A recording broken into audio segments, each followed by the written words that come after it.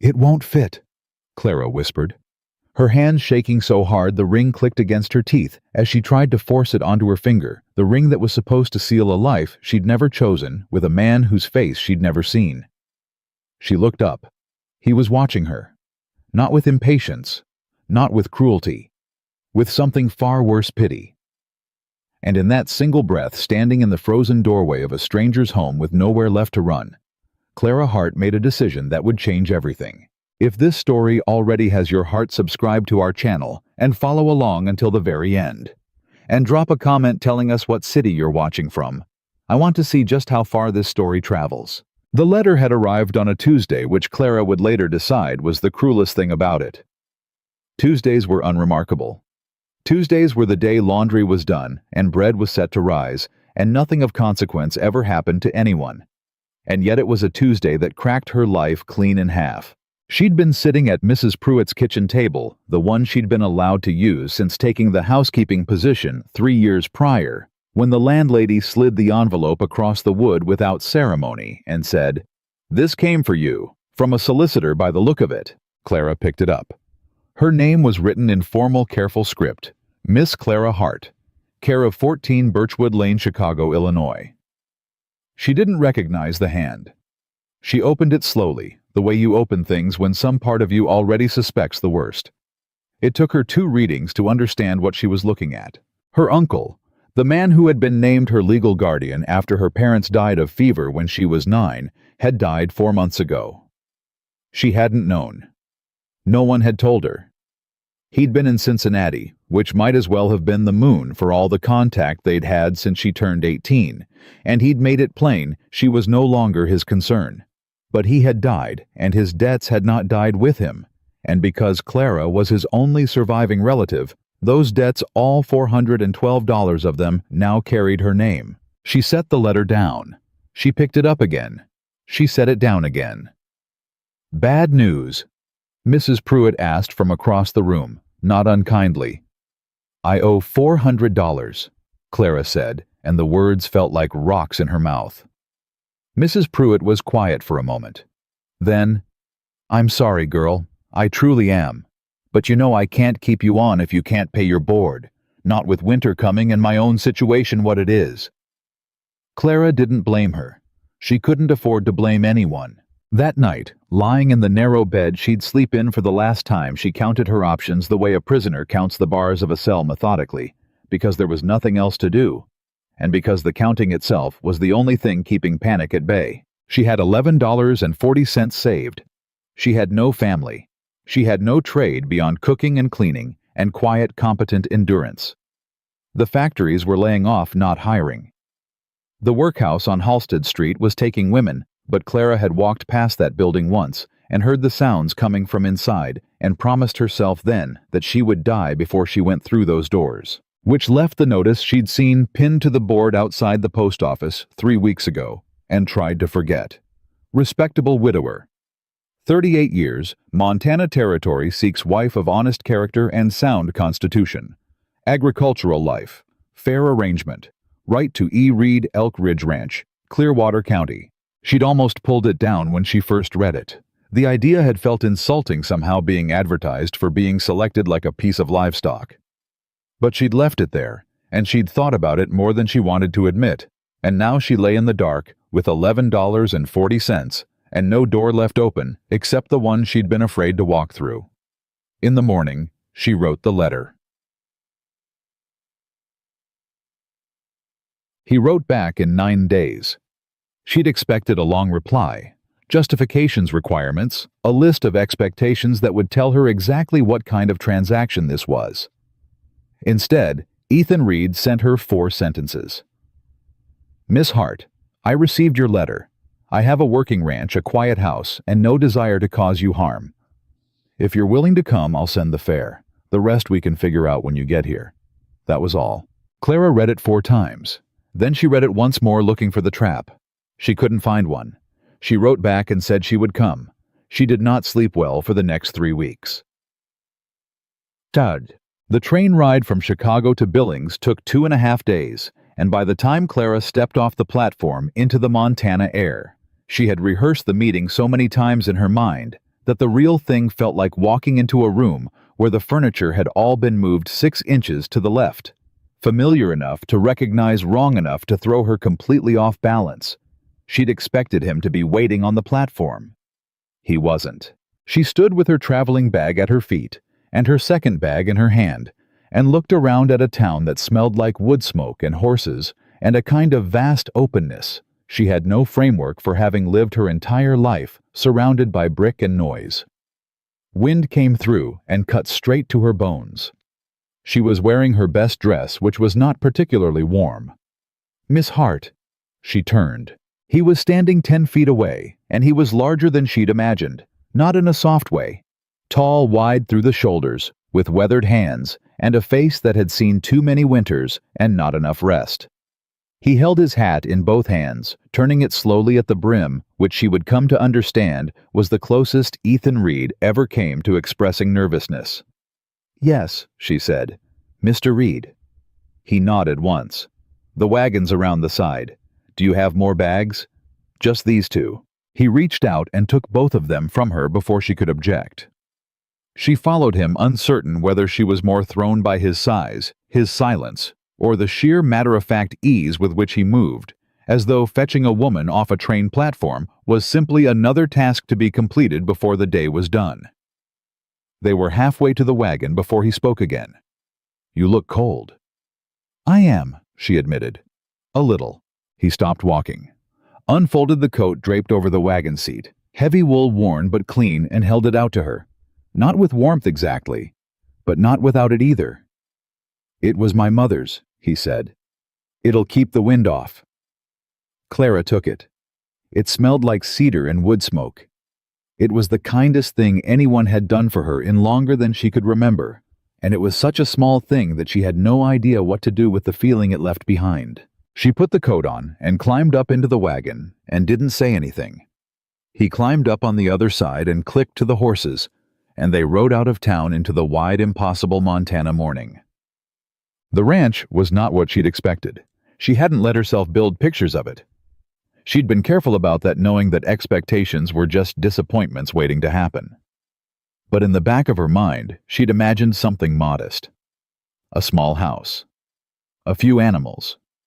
The spare, struggling life of a man getting by. Elk Ridge Ranch was not that. It was large. Not grand, not ostentatious, but genuinely, substantially large. The kind of property that spoke of work and time, and a man who had built something that mattered. Outbuildings, a full barn, fences stretching out farther than she could see. A house with 2 stories and a covered porch that wrapped around one side. "This is all yours," she said before she could stop herself. He glanced at her sideways. "Ours," he said after a pause. Now, she didn't know what to say to that, so she didn't say anything. He helped her down from the wagon, a brief, efficient grip. Nothing more, and carried her bags up the porch steps and pushed open the front door, and Clara walked inside and felt the warmth of the stove hit her face, and something in her chest unclench slightly. Just slightly. The house was clean. She'd half expected chaos, a widower's neglect, but the floors had been swept. The kitchen was orderly. There was a fire already burning in the main room. She turned to find him watching her take it all in. "It's not fancy." He said something careful in his voice, like he was preparing to defend it. "It's wonderful," Clara said, and meant it entirely. Something shifted in his expression too quickly for her to read it gone before she could be sure she'd seen it. "Your room's upstairs," he said. "Second door on the left. I'll bring your bags up." She followed him up the stairs, and when he set her bags inside the room and stepped back to the doorway, she noticed the ring in his jacket pocket, for the first time just the edge of a band visible above the fabric, like he'd tucked it away, and then second-guessed whether to bring it at all. "I suppose," she said carefully, "we ought to make this official." He pulled the ring out. It was plain gold, worn on one side, not new. She registered that without judgment. "I had it sized," he said, "based on the letter. But I might have gotten it wrong." He held it out.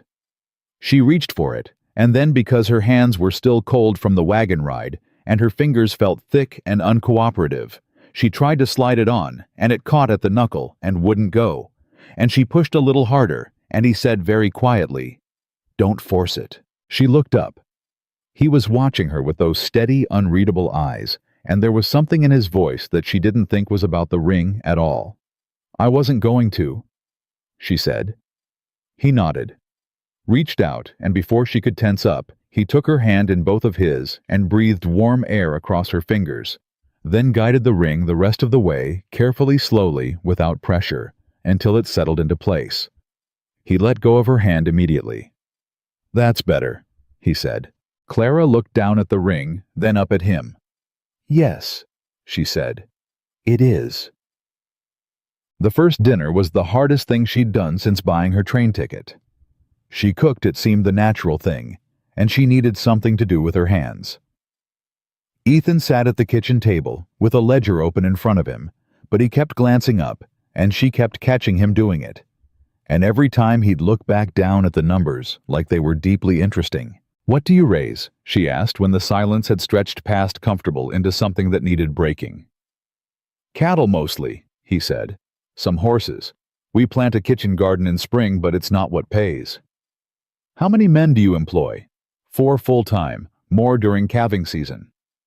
She nodded, filing this away. "Do they eat here? The ranch hands?" "No, they've got their own bunkhouse.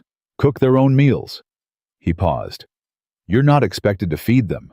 "I didn't assume I was," she said mildly. He looked up at her, then really looked the way he hadn't quite managed since she arrived. "You're not what I expected," he said. She turned from the stove. "What did you expect?" He seemed to think about this seriously, which she appreciated. He wasn't the kind of man who threw answers out carelessly. "Afraid," he finally said. "More afraid." "I am afraid," Clara said. "I'm just practical about it." He was quiet for a moment. Then something moved in his face that might, if she was generous, have been the beginning of a smile. "Fair enough," he said, and went back to his ledger. She went back to the stove, and the knot in her shoulders loosened one fraction. After dinner, she'd made salt pork with potatoes and dried beans. Nothing fancy. Everything he'd had in the pantry, he cleared his own plate to the sink, which surprised her. "You don't have to do that," she said. "I've been clearing my own plate for 6 years, he said. Habit.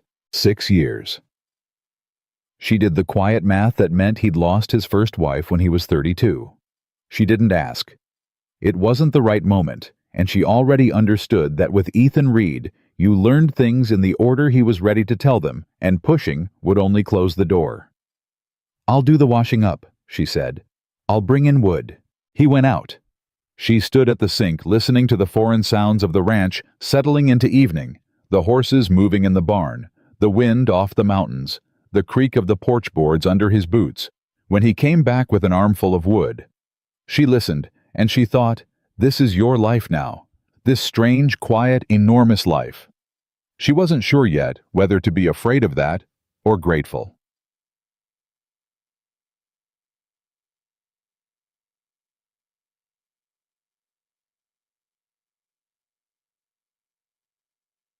She found the photograph by accident 3 days in. She'd been cleaning the main room. She'd established a routine quickly, because routine was the only thing that kept her from feeling entirely unmoored.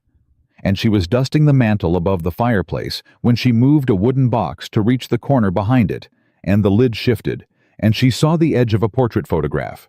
She shouldn't have looked. She knew that even as she looked, a woman. Young, perhaps 25, with dark hair pinned up, and a composed, serious expression, not quite smiling, but close. There was something in her eyes that reminded Clara of someone trying very hard to be brave. She put the lid back down and returned the box to exactly the position she'd found it and kept cleaning.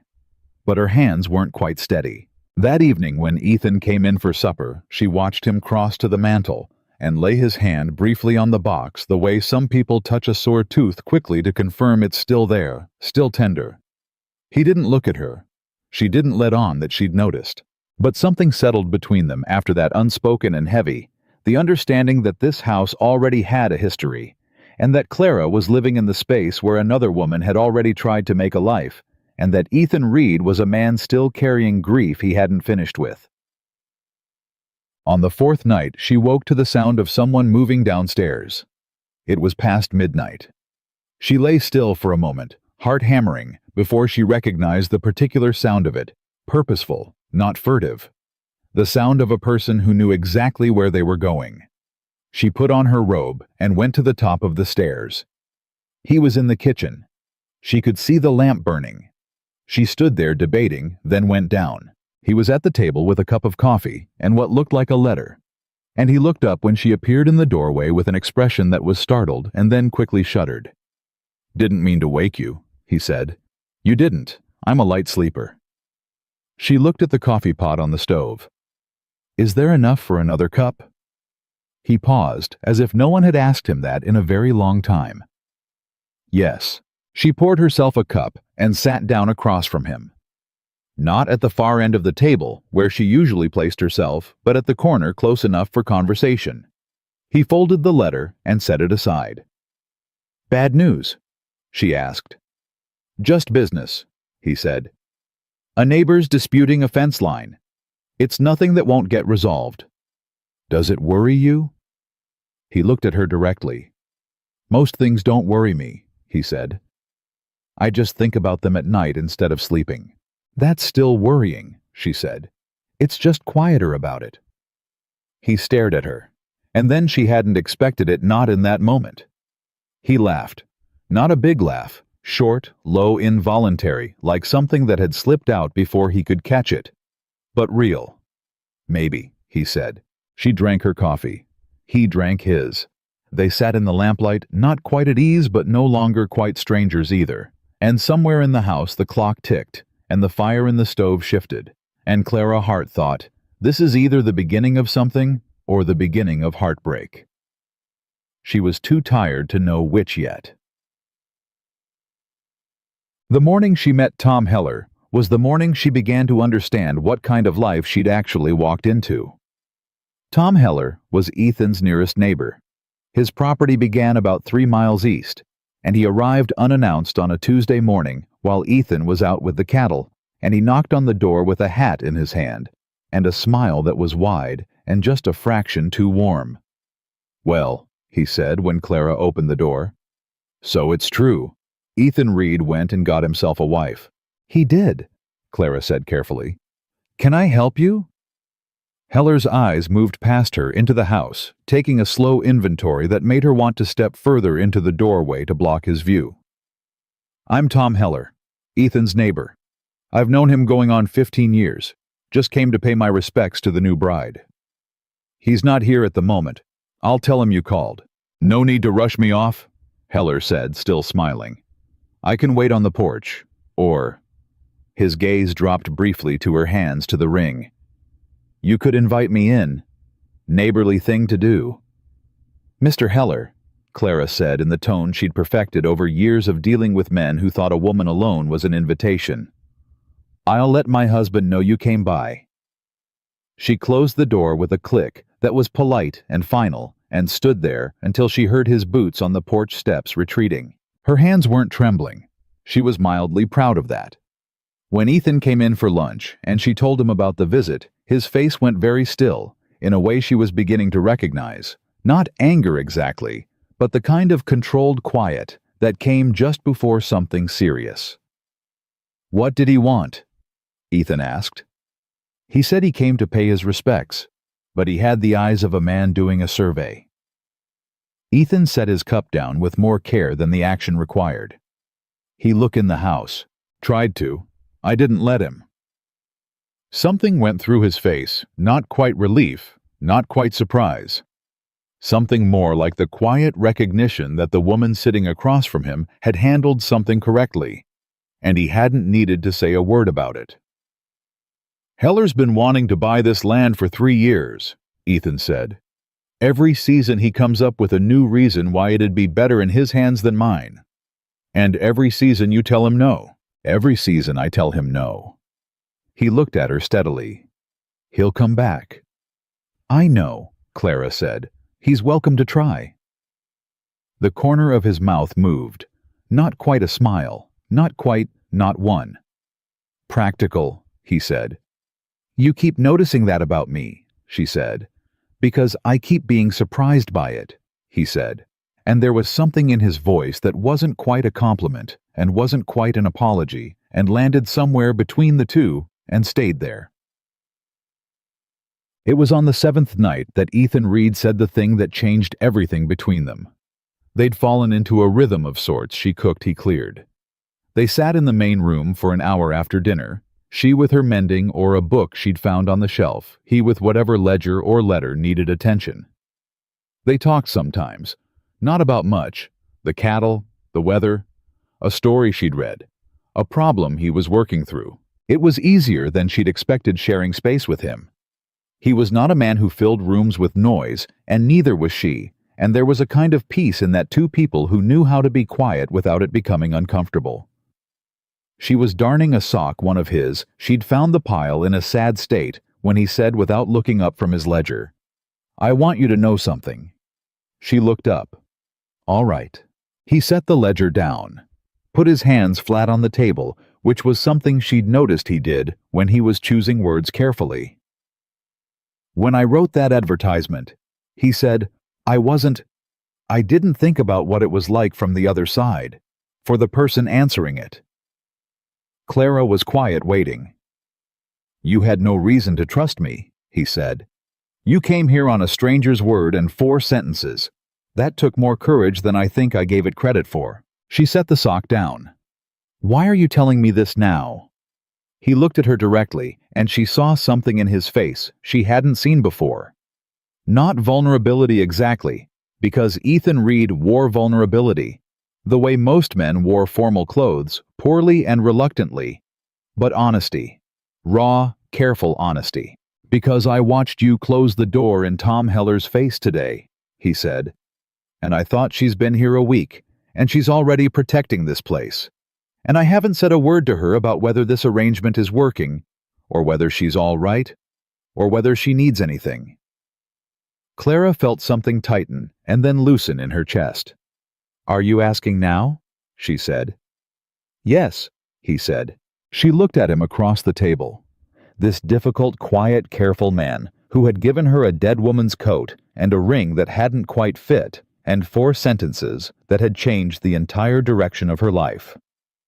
"I'm all right," she said. "I'm more than all right. This house is clean and warm, and no one has treated me poorly since I arrived.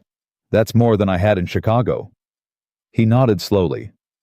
"And the arrangement?" he asked. She held his gaze.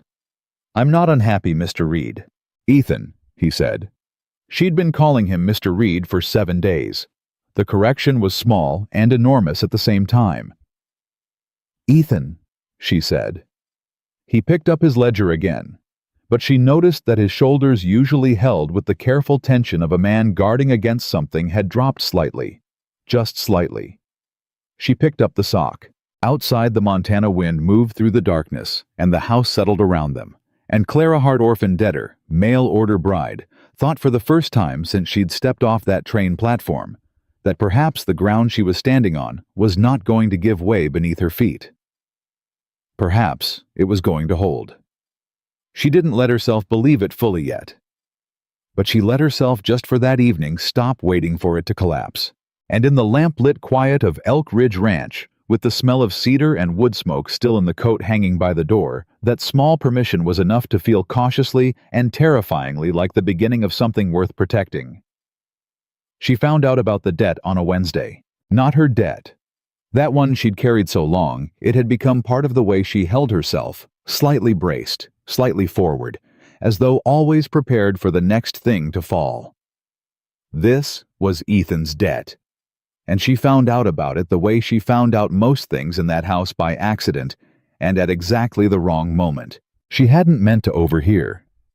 She'd been in the back hallway carrying a basket of linens when she heard his voice in the kitchen, low and controlled in a way that meant he was working to keep it that way, and she'd stopped before she'd thought to move. "The payment's due in 60 days, Ethan." The other voice was a man she didn't recognize, older, measured. "First National isn't going to extend again, not with Heller pushing at them the way he is." "Heller doesn't own the bank," Ethan said. He owns 3 of the men who sit on its board, which is close enough. A long silence. I'll have the money, Ethan said. From where cattle prices dropped 2 months ago. I said I'll have it. Another silence, and then the sound of a chair scraping back, and boots crossing the floor, and Clara moved quickly back toward the stairs before the kitchen door could open. She stood at the top, heart knocking, listening to the front door close and the wagon pull away. She waited 15 minutes. Then she went downstairs and made coffee, and put it on the table, and sat down across from Ethan, who was still sitting where she'd left him. In her imagination, hands flat on the table, staring at nothing. He looked up. "How much did you hear?" he said. She didn't insult him by pretending. Enough. He didn't look away. She'd expected him to close down the way he did when things got too close to the parts of himself he kept fenced off. But he didn't. He looked at her steadily, and she saw the exhaustion in his face that the set of his jaw had been hiding. "The note on the property comes due in 60 days, he said. "I've been working to cover it for the past year, and the cattle prices dropped before I could get enough to market." "How much short are you?" he told her. It was not a small number. Clara absorbed this without expression, because she'd learned a long time ago that the moment you showed a wound, the world either pitied you or pushed on it, and neither was useful. "What's Heller's role in this?" "He wants the East grazing land. He's been wanting it since my father's time. The banknote is his way of getting it legally." Ethan's jaw tightened. "If I default, the bank forecloses. If the bank forecloses, Heller buys the note. So he engineered it. He's been patient about it." There was something brutal in his voice, not anger, something heavier than anger, respect for a long game played against him. "I underestimated how patient." Clara curled her hands around her coffee cup. Her mind was already moving, turning the problem the way she turned a piece of fabric before she cut it, looking for the grain, looking for where the waste was, looking for what could be saved. "You have 4 ranch hands. Any of them owe you wages. You could defer." He looked at her sharply. "I won't short my men." "I didn't say short them. I said defer, with their knowledge and agreement." He was quiet. "What else do you have that's liquid?" she pressed. "The Harmon horses," he said slowly. "I've had 3 buyers approach me. I kept saying no because I thought I'd get a better price in spring." "Spring is too late." She met his eyes. "Spring is after the 60 days." He stared at her for a long moment, and she could see him recalculating not just the numbers, but something else, something about her. "You've handled money before," he said. "I've handled the absence of it," she said, "which teaches you the same things faster." He pulled the ledger from the shelf beside the table and opened it and turned it toward her. And that single gesture, the trust of it, the quiet decision it represented, landed somewhere in her chest and stayed. They worked for 2 hours. She asked questions he answered without hesitation. She caught 3 places where he'd been paying over market rate for feed because he'd simply renewed the same contract without checking prices. She found a fence repair he'd been putting off that left another season would cost 3 times what it would cost now. She didn't make him feel foolish about any of it. She simply noted it and moved on, and he watched her do it with an expression she couldn't quite read. When they were done, there was a number on the paper between them. It wasn't enough. But it was closer. 60 days is workable, she said. If you sell the Harmon horses, now defer the wages, with the men's agreement, renegotiate the feed contract, and push the East herd to market 2 weeks early. Early market means lower price. Lower price is still money in hand. A better price you can't collect doesn't help. He was quiet for a long time, looking at the number.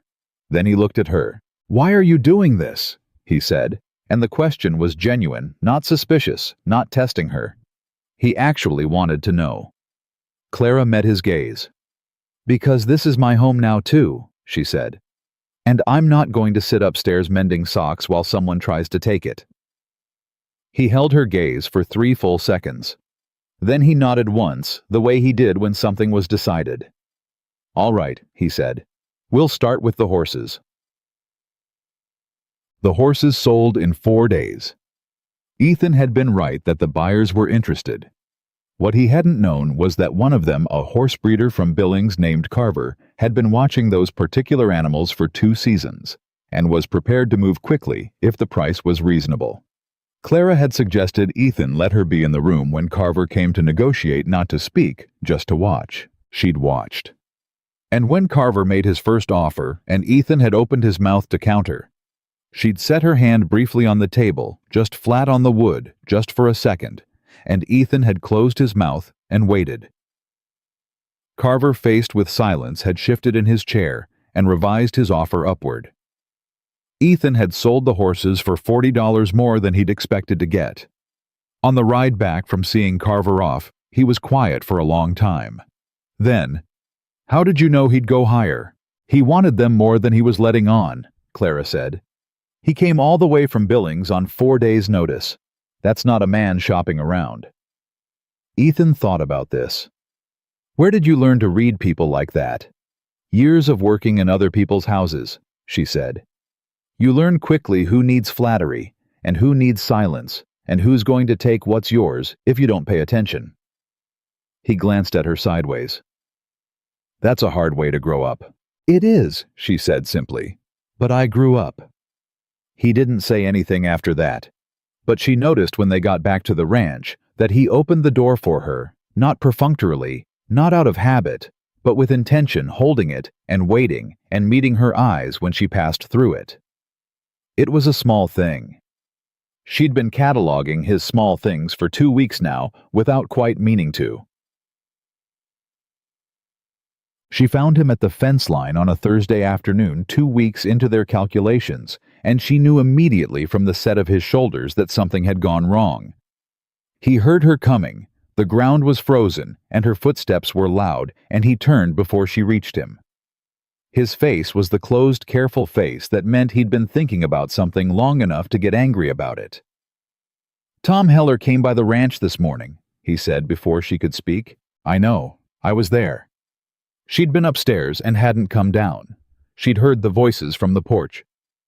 Heller's too warm tone, Ethan's clipped responses. "What did he want?"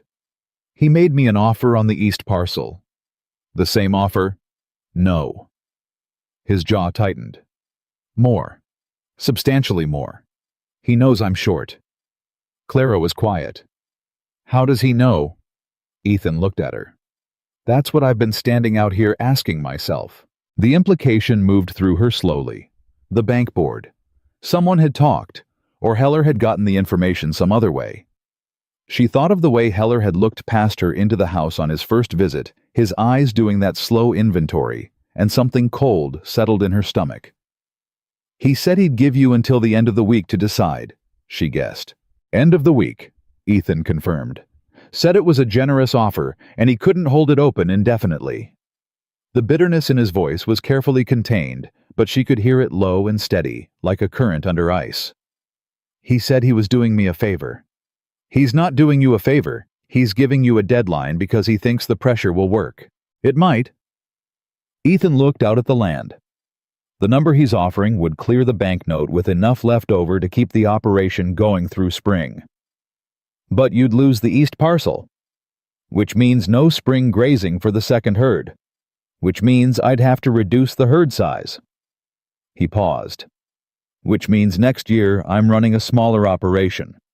Which means the year after that I'm smaller still. Which means in 5 years I'm selling the rest of it piece by piece." He said it all flatly, without drama, because he'd already done the math and didn't need to pretend otherwise. Clara looked at his profile.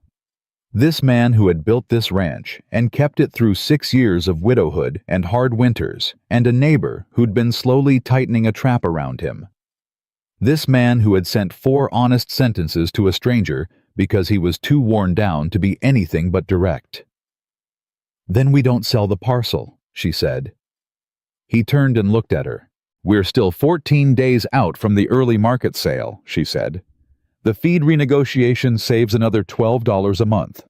If we can get 2 of the 4 men to agree to defer—" "I'm not asking my men to—" "Ethan." Her voice was quiet but firm. "Ask them. Let them decide.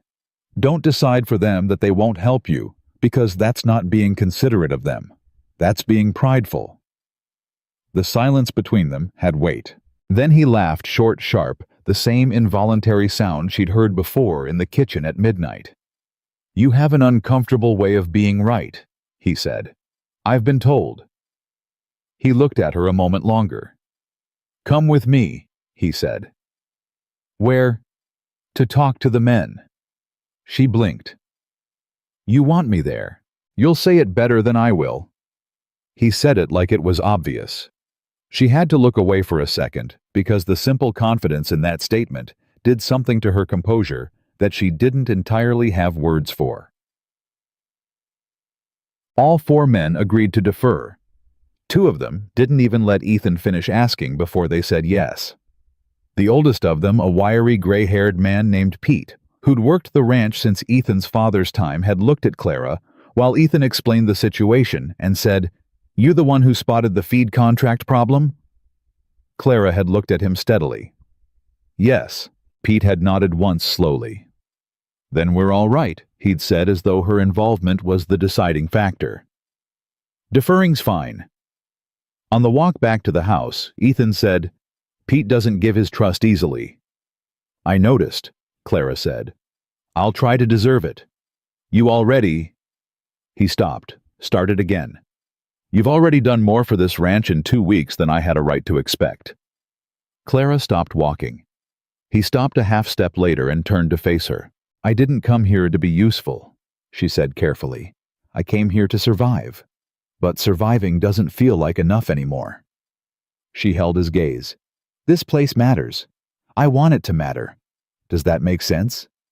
He looked at her for a long moment, and something moved across his face. Not the quick shuttered thing that usually came and went before she could read it, but something slower, something that stayed. "It makes more sense than anything I've heard in a long time," he said quietly. They stood there in the cold, and the wind came through, and neither of them moved, and Clara felt the strange, precarious sensation of standing at the edge of something she couldn't name. Yet, something that might be trust. Might be more than trust, was almost certainly more complicated than either of them was ready to say out loud. Then Pete shouted something from the direction of the barn, and the moment broke, and Ethan turned back toward the work, and Clara went inside, and neither of them mentioned it at supper. But she noticed he sat slightly closer to his end of the table than usual, and she did not move further away.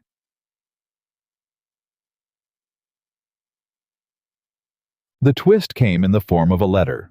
It arrived on a Friday without warning, addressed to Mrs. Ethan Reed. Her name, her new name, written in a hand she didn't recognize. Inside was a single page, and the message was brief enough to read twice before she believed it. It was from a woman named Grace Pruitt. No relation to her former landlady, she was almost certain, who identified herself as a former friend of Ethan's late wife Margaret. The letter was not hostile. Its tone was almost gentle. But its content made Clara sit down heavily at the kitchen table, because what Grace Pruitt was telling her was this: Margaret Reed had not died of illness. She had left, and she had not gone far. Clara sat with the letter in her hands for a very long time. The clock ticked. The fire in the stove popped once. She read the letter 3 times each time, hoping the words would rearrange themselves into something less significant. They didn't. She thought about the photograph in the wooden box, the woman with dark hair and brave eyes. The way Ethan's hand went to the box each evening, brief and automatic, like touching a bruise that hadn't healed. She thought about 6 years. 6 years of silence and empty rooms, and 4 honest sentences sent to a stranger. She thought about the ring that didn't quite fit. And she thought, does he know? Or has he built a whole grief on a story that isn't true? She was still sitting there when she heard his boots on the porch steps. She didn't have time to decide what to do. She folded the letter and slid it into her apron pocket and stood up and turned to the stove and was lifting the pot when the door opened and Ethan came in, bringing cold air and the smell of horses and that particular focused quiet of a man who'd been working hard and was satisfied with the work. "Something smells good," he said. "Stew," she said, and her voice came out steady. She was proud of it. He went to wash his hands, and she ladled the stew and set the bowls on the table, and they sat down, and for the first 10 minutes of the meal, she could barely hear what he was saying over the sound of the letter folded against her ribs. Then he said, "You're quiet tonight." She looked up, those steady, careful eyes watching her. She made a decision. Not the whole truth, not yet. Not without understanding more herself, but enough. "I got a letter today," she said, "from a woman named Grace Pruitt." Something shifted in his face immediately. Small, but she caught it. "I don't know anyone by that name." "She says she knew Margaret." The word landed in the room like a stone dropped into still water, and she watched the ripples move across his face before he locked them down. "What did she say?" His voice was even, too even. "She said she wanted to introduce herself, that she'd heard you'd remarried." Clara watched him. "That she hoped I was settling in well." This was a lie. Technically, it left out everything that mattered. But she needed to see his face when he heard Margaret's name, needed to understand what she was dealing with, before she handed him something that might break him. What she saw made her stomach tighten. He was not grieving, not in that fresh, acute way of a man who'd lost someone he was still reaching for. The pain in his face was older than that, more complicated. The way you looked when you were remembering something you'd spent years trying to understand and never quite managed to. "I see," he said. He picked up his spoon, set it down. "You can write back that I wish her well." "She wasn't writing to you," Clara said carefully. "She was writing to me." He looked at her. "Then you can do what you like with it." He picked up his spoon again, and she watched him eat in a silence that was completely different from their usual silences. Not peaceful, not comfortable, but taut and thin like a wire with too much weight on it. She didn't press. She'd said enough for one evening. But later, when they were in the main room and he was pretending to read, and she was pretending to mend, she made a quiet promise to herself she was going to find out what had actually happened to Margaret Reed. Because she was living in Margaret's house, wearing Margaret's ring, and she was beginning to care about Ethan Reed in ways that terrified her, and she refused to build anything on a foundation she didn't understand. She would find out, she would understand, and then she would decide what to tell him.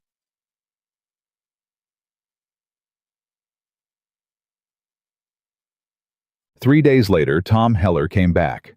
This time Ethan was home, and this time Heller didn't bother with pretense. He sat across from them at the kitchen table. Clara had not left the room, and Ethan had not asked her to, and laid out what he called a revised offer. It was higher than before. It was, Clara thought, exactly the amount Heller believed would be difficult to refuse. "I'm not selling the East parcel," Ethan said. Heller leaned back in his chair and looked at him with the patience of a man who'd been waiting for a while and was willing to wait a while longer. "Ethan, the banknote is due in 40 days now. I'm trying to help you. You're trying to buy land for less than it's worth by timing your offer to my worst moment," Clara said pleasantly. "That's not help." Heller looked at her. His smile stayed on his face, but his eyes went flat and careful. "I don't believe I was speaking to you, Mrs. Reed." "The property is mine as much as my husband's," Clara said. "And I'm telling you no." A long pause. Heller moved his gaze to Ethan. "You going to let your wife speak for you?" "My wife speaks for herself," Ethan said. "And she's right. The answer is no." Heller stood. His smile hadn't moved, which was more unsettling than if it had. "I hope you know what you're doing," he said. "Both of you." "We do," Clara said. He left. The room felt different after he was gone. Not relieved, not victorious. Wary. The way a room feels when you've just declared something out loud and the weight of it has settled into the walls. Ethan looked at her. "He'll escalate," he said. "I know. He has more moves than the banknote. He could challenge the water rights on the South Creek. He could pressure the feed suppliers. He could—" "I know," she said again. "Ethan?" She waited until he looked at her fully. "We're not going to stop him by imagining all the ways he can hurt us. We're going to stop him by being ready." He stared at her. Then the tension in his shoulders shifted, Not disappearing, but changing shape, becoming something less like dread and more like resolve. "You should have been a general," he said. "No one would have let me," she said. He almost smiled, and she felt it, the warmth of it, the way it moved through her, and filed it away next to all his other small things. The growing, terrifying collection of them, the ones she kept telling herself she wasn't keeping. She was keeping them. She'd known that for days. She just didn't know yet what to do about it, or whether there was anything to do about it, or whether the thing growing quietly in the space between them was something they would ever be brave enough to name. Outside, the sun was dropping toward the mountains, and the ranch was settling into its evening sounds. And Clara Hart, who had arrived with $11 and a dead woman's coat, and nothing else, stood in her kitchen in her home that she had fought for and would fight for again, and felt running just beneath the fear something new. Something she hadn't expected. Something that felt quietly and dangerously like the beginning of love. The second letter from Grace Pruitt arrived on a Monday, and this time Clara was ready for it. She'd written back carefully neutrally, a letter that gave nothing away, and asked everything she needed to know. She'd asked about Margaret's health, her whereabouts, her circumstances. She'd phrased it as concern, which wasn't entirely untrue. What she felt about Margaret Reed was not simple enough to be called any one thing. But concern was part of it. Grace Pruitt's reply was 2 pages written quickly, the handwriting slanting forward like the woman had been in a hurry to get it all down before she thought better of it. Margaret Reed was alive. She was living in a town called Harlan, 40 miles southeast, working as a seamstress. She had left Elk Ridge Ranch 6 years ago in January on a night Ethan had been out working the cattle in a late storm. She had taken a horse, a bag, and nothing that wasn't hers. She had left no note. Grace Pruitt wrote, "She told me once that she left because she couldn't breathe inside that marriage, that she felt like a piece of furniture he'd acquired and forgotten to use. I'm not writing to cause trouble. I'm writing because she knows you're there now, and she's been asking questions about the ranch, and I thought you should know someone is asking." Clara set the letter down, picked it up, set it down again. Margaret was asking questions about the ranch. That was the sentence that wouldn't leave her alone. Not asking about Ethan. Not asking about whether he was well, or changed, or less lonely than he'd been. Asking about the ranch, the land that Heller wanted, the land they'd just refused to sell. She sat with this for a long time, turning it, examining it the way she examined everything that felt like a threat, not with panic, but with her full, undivided attention. Then she stood up, put both letters in the box she kept under her bed, and went downstairs to make breakfast, because Ethan would be in from the morning feeding in 20 minutes, and whatever she was going to do about this, she was not going to do it without knowing more than she currently knew. She watched him differently at breakfast that morning. She'd been watching him for weeks now, cataloging the details of him. The way you catalog the details of a place you're starting to call home, where the floorboard creaks, where the roof leaks, when the rain comes from the east, where the warmth concentrates on cold nights. She knew the way he drank his coffee before it was fully cool. She knew the way he went quiet when he was working through a problem, not blank but inward, like a lamp whose light was being directed somewhere else. She knew the way he looked at her sometimes when he thought she wasn't watching, not with hunger, not with anything she could call simple, but with something considered and careful, like he was trying to understand something he hadn't expected to find interesting. She knew these things about him, and she knew that whatever had happened with Margaret, whatever had left that complicated, unhealed shape of pain in his face when her name came up, Ethan Reed had been honest with her about every other thing. If he'd built the story of his widowhood on a lie, she was nearly certain he didn't know it was a lie. He believed his wife had died. He had grieved in his locked-down, carrying-on-anyway manner, and the grief was real, and that made what she was holding in the box under her bed both more dangerous and more complicated than she had words for. "You're quiet again," he said without looking up from his plate. "Thinking," she said. "About what?" She looked at him, made a decision. "About Margaret," she said. He looked up. Same shift in his face as before, pain and complexity fast and locked down. "What about her?" he said carefully. "I wrote back to Grace Pruitt," Clara said, "to ask more about her." Silence. His hands were flat on the table. "And—" His voice gave nothing. "She was kind about it." Clara chose each word with care. She said Margaret had been her friend, that she'd lost touch with her after she passed. She watched his face on the word passed and saw something in his eyes that she couldn't quite name, something that flickered and went still. "I'm sorry. I should have told you I was writing." "No," he said slowly. "You don't need my permission to correspond with people." He looked back at his plate, then up again. "Why did you write to her?" "Because your wife isn't dead, and someone is asking questions about your land," Clara thought. What she said was, "Because she reached out and it felt rude to leave it unanswered. And because—" She paused, finding the true part she could say out loud. "Because I'm living in this house with a whole history I don't know, and knowing something about who Margaret was felt like knowing something about the place I've come to." He was quiet for a long time. "She was a good woman," he said finally, and the words sounded rehearsed, worn smooth by years of repetition. "She found the ranch hard, the isolation." He stopped. "We weren't—" Another stop. He picked up his coffee cup, set it down. "We weren't well suited. I think we both knew it within the first year. But she stayed, and I was grateful for that, and then she was gone, and I had no idea what to do with any of it." Clara listened without interrupting. This was the most he'd ever said. "I should have done things differently," he said. "I was young and I thought working hard meant the same thing as being a good husband. I've had 6 years to understand that it doesn't." Clara looked at him across the table, at this difficult, honest, imperfect man who had spent 6 years grieving the wrong version of a story, and felt something so sharp and tender in her chest that she had to look away. "You were trying," she said. "That's not nothing." "It wasn't enough," he said. "No," she agreed quietly. "But trying anyway is still worth something." He looked at her. Not the fleeting look, not the studied look.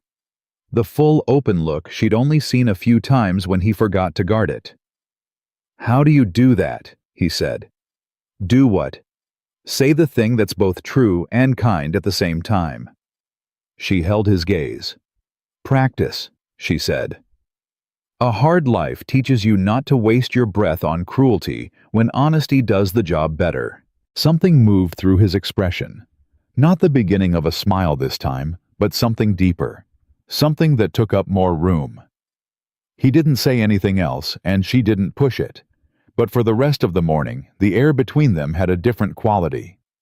Like something that had been held at a distance, had moved without drama, without announcement, half a step closer. The storm came on a Thursday. No one had predicted it would be as bad as it was. It had started as the kind of winter weather that was ordinary here, a normal Montana cold front, the kind that made the horses restless and put an edge on the wind. Pete had said at lunch that it might get rough overnight, but should pass by morning. Ethan had gone out after lunch to check on the cattle in the east field, and Clara had stood on the porch and watched the sky and felt in some wordless animal part of herself that Pete was wrong. By 3 in the afternoon, she was certain. The temperature had dropped 15 degrees in 2 hours. The wind had gone from cutting to brutal. She could hear it testing the corners of the house, finding the weak spots, pushing. She went to the window and could barely see the barn. She went to the door and opened it, and the cold hit her like a wall. "Pete!" she called. He emerged from the barn, hunched against the wind. "Storm's moving fast," he shouted back. "Ethan's still out east." He went out after lunch. That was 3 hours ago. Pete's face told her what she'd already begun to feel in her stomach. "East Field's a mile and a half out," he said. "In this, that's go find him," she said. "Take someone with you. Mrs. Reed if you're wrong, and he's already on his way back. And if I'm right," she said. Pete looked at her, turned back toward the barn. "Jake," he bellowed, "get the horses." She went inside and stoked the fire until it was roaring and boiled water, and pulled every blanket in the house off the beds and piled them by the fireplace, and then stood in the kitchen and did the one thing she was worst at. She waited. An hour passed. The storm got worse. She moved between the window and the fire, watching the whiteness outside become absolute, becoming the kind of weather that swallowed landmarks and distances, and made the world into a single, undifferentiated cold. An hour and 40 minutes. She was heating broth on the stove when she heard the horses. She had the door open before they reached the porch. Pete and Jake came in first, and then between them half carried his legs, working but barely Ethan. His face was gray-white, in the places it wasn't red. His coat was stiff with ice, and his eyes were open but slow. The way eyes go when the body is spending everything it has on staying conscious, and there's nothing left for anything else. "Get him to the fire," Clara said, and her voice came out completely level, which she was distantly grateful for because the sight of him had done something to her heart that she did not have time to examine. They got him to the chair by the fireplace.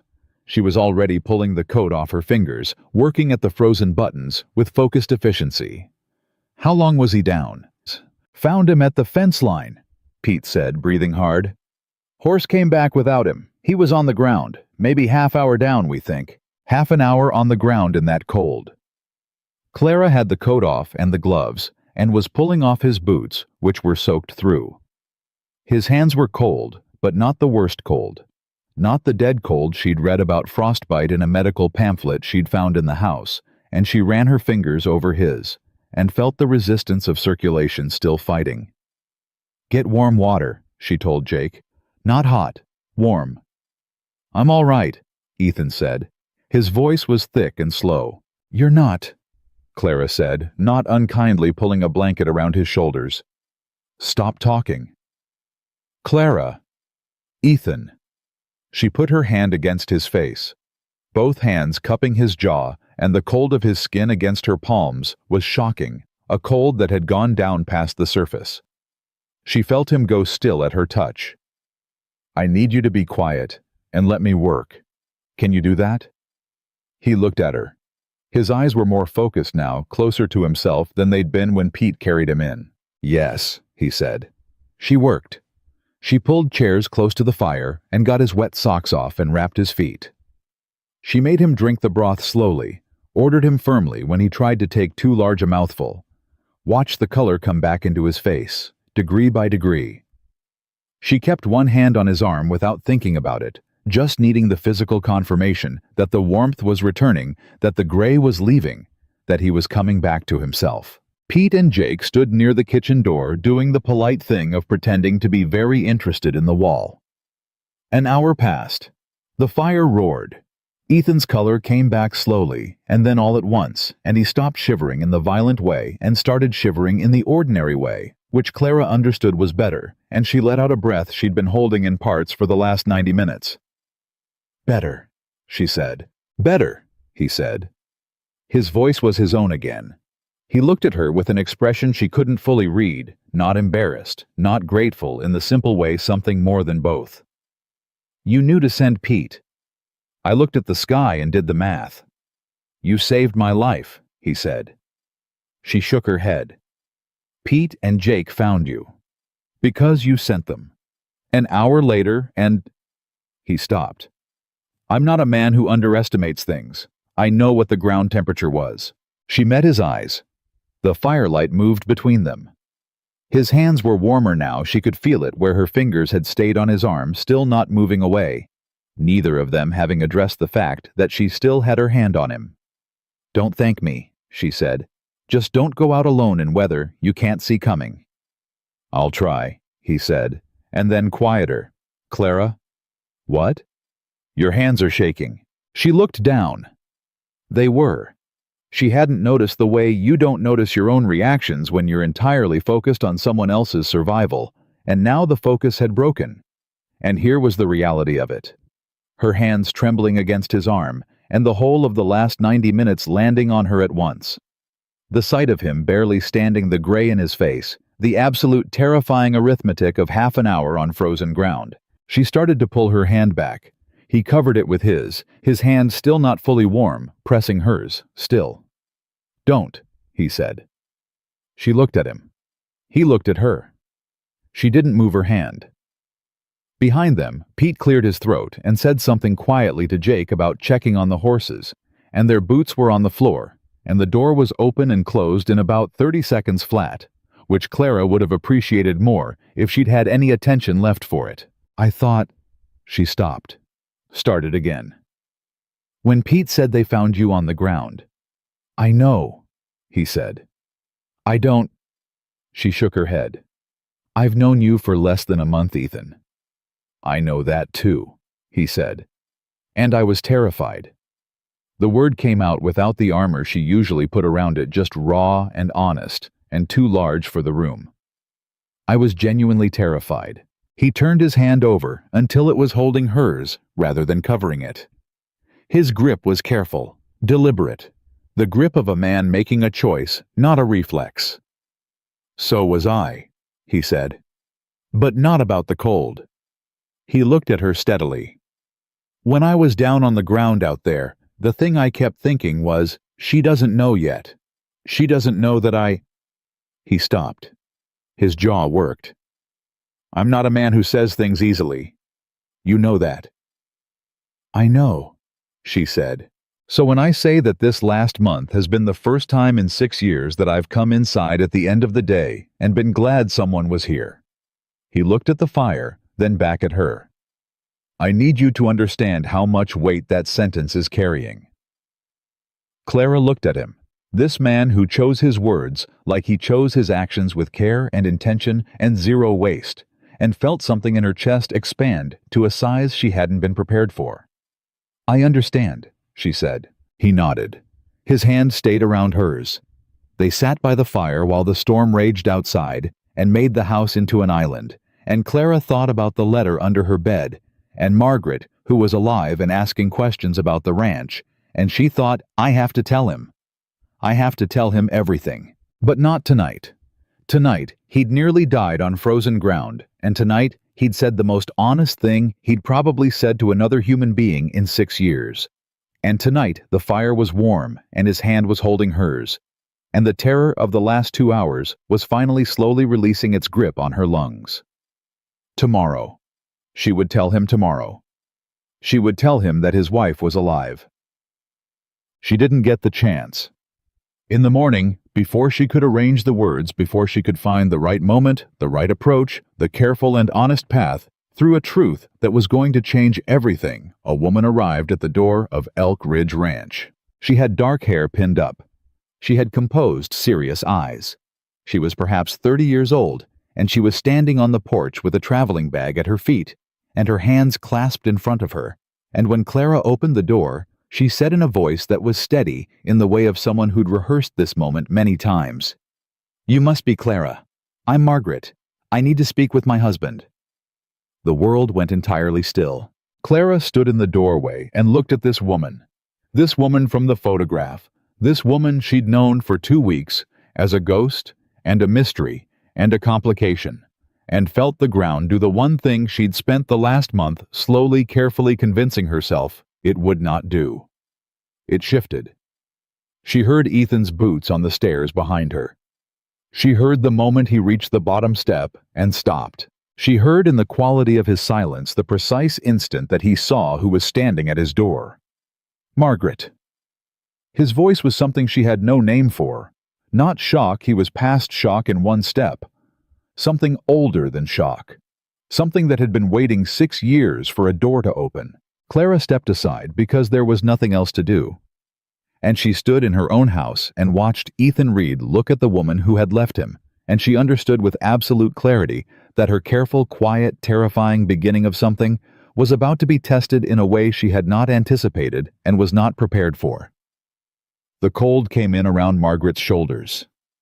No one closed the door. Clara was the one who closed the door. Not because she was composed, she wasn't. Not because she knew what to do, she had no idea. She closed it because the cold was coming in, and someone had to do something practical, and she was, as Ethan had observed more than once, a practical woman. She closed the door, and then she stepped fully aside and said in a voice she barely recognized as her own, Come in out of the cold." Margaret stepped inside. She looked around the house with the careful eyes of someone taking inventory of changes, and Clara watched her do it and felt something she refused to call jealousy, because jealousy implied a claim she wasn't certain she had the right to make. Ethan hadn't moved from the bottom of the stairs. "You're alive," he said. The flatness of it was not cruelty. It was the sound of a man whose entire understanding of the last 6 years had just been restructured in a single moment, and who had not yet caught up with himself. "I am," Margaret said. "I was told you were dead." Something crossed Margaret's face, guilt, Clara thought, but complicated guilt, the kind that's been carried long enough to develop other layers on top of it. "I know. I didn't tell anyone to say that. Someone did." His voice was still flat, still careful. "Someone told Pete your horse had come back alone, that they'd found—" He stopped. "I spent 3 days looking. Ethan. 3 days in January, Margaret, in this country, looking for a body." He said it without drama, without accusation, just the plain statement of a plain fact, and somehow that made it worse than anger would have. Then another week after that, after they told me to stop, because I couldn't. He pressed his mouth shut. The silence in the room was the kind that had mass. Clara stood near the door and felt like a woman watching a building burn from across the street, close enough to feel the heat, far enough to be unable to do anything about it. "I was 24 years old," Margaret said quietly. "I was alone in this house for weeks at a time. I didn't know anyone. I couldn't—" She stopped, steadied herself. "I couldn't find a way to tell you I was leaving that wouldn't end in you talking me out of it. You're persuasive when you need to be. And I wasn't strong enough to hold my ground against that." "So you let me think you were dead," Ethan said. "I let you think I was gone." Her voice cracked slightly at the edges. "The rest, I don't know how the rest happened. I think people assumed. And I didn't correct them because I was a coward, and I am sorry for that. I have been sorry for 6 years." A very long pause. "Why are you here now?" Ethan said. Margaret hesitated, and in that hesitation, the fraction of a second before she answered, Clara saw something that made her go very still. She was lying. Not about being sorry, that was real, Clara thought, but about why she'd come. There was something calculated underneath the remorse, something that had to do with the question Clara had been turning over since Grace Pruitt's second letter. She's been asking questions about the ranch. "I heard you'd remarried," Margaret said. "I felt like I owed you, both of you, an explanation in person. It seemed like the right thing." Clara said very calmly from her corner of the room. "Did Tom Heller contact you?" The effect was immediate. Margaret's composure shifted just slightly, just enough, and her eyes went to Clara with a reassessment that confirmed everything Clara had needed to know. "I don't see what that has to do with—" "Did he?" Ethan said. His voice had changed. The rawness was gone, replaced by something focused and cold. He'd heard it too, the same thing Clara had heard. Margaret was quiet for 3 seconds too long. "He wrote to me," she said finally. 2 months ago. He said he'd heard I was in Harlan, and that he thought I deserved to know Ethan had remarried." She paused. "He also said he mentioned that there were legal questions. About the property, about the marriage, given my circumstances." "What legal questions?" Clara said. There was never a divorce filed. No death certificate issued under my name. Which means—" Margaret stopped. Ethan finished it. "Which means my marriage to Clara may not be legal." The sentence went through the room like a cold draft, finding every gap at once. Clara stood very still. She was aware of her own heartbeat in a way she normally wasn't aware of the ring on her finger, aware of the exact distance between herself and the door. "Heller told you that," Ethan said to Margaret. "Not a question. He said I might want to consult a lawyer, that there were rights I might be entitled to." Margaret's voice had gone quieter, less certain. "He made it sound like he was doing me a favor. He told you because if our marriage isn't legal, the property reverts to a dispute." Ethan's voice was quiet and absolutely even. And a disputed property is a property he can challenge in court. And a court case takes money and time that I currently don't have. He looked at Margaret directly. He used you to get to me. Margaret absorbed this. Clara watched the understanding move through her face slow, then all at once. Then the specific shame of someone realizing they've been someone else's instrument. I didn't know, Margaret said. I genuinely didn't. I believe you, Ethan said. And he did. Clara could hear it. Whatever else had broken between them, he still knew this woman well enough to know her tells. But you came anyway. I came because... Margaret stopped, looked at her hands. Because I've spent 6 years wondering if I was a coward, or if leaving was the right thing, and I still don't know the answer, and I thought, seeing this place might help me understand. She looked up. And because what I did to you was wrong, and I wanted you to hear that from me, not from a letter, from my face, from... Ethan looked at her for a long time. Clara watched him do it.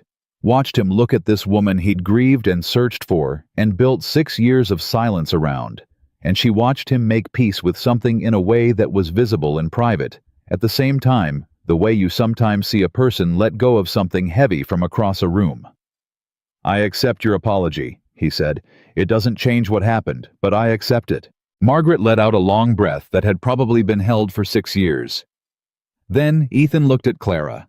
And what was in his face when he looked at her was not what had been there when he'd looked at Margaret. Not the weight of history, not the complicated grief of something unresolved. What was in his face when he looked at Clara was something present, something current, something that was happening now, not then. Clara held his gaze and did not look away.